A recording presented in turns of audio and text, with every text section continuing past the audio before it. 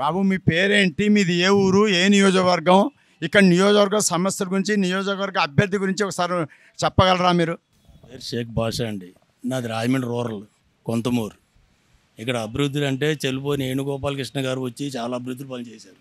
చాలా మంచి పనులు చేస్తున్నాడు ఆయన. మన గోరంట్ల బుచ్చి చౌదరి గారు 9 సంవత్సరాలు పరిపాలన చేశారు. మా ముస్లిమ్స్ ఏం చూడలేదు.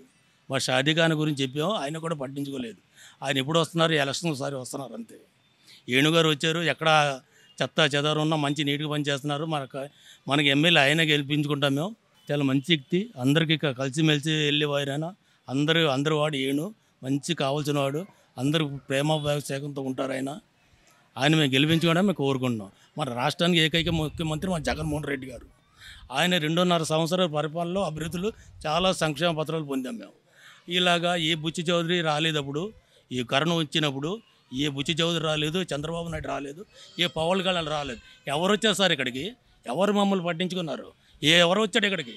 ఇప్పుడేమో నేను పొత్తులు పెట్టుకొని జగన్మోహన్ రెడ్డి గారు ఒక ఇంటికి పీకలేరు ఎవరైనా సరే. జై జగన్, మన రాష్ట్రానికి ఏకైక ముఖ్యమంత్రి జగన్మోహన్ రెడ్డి గారు.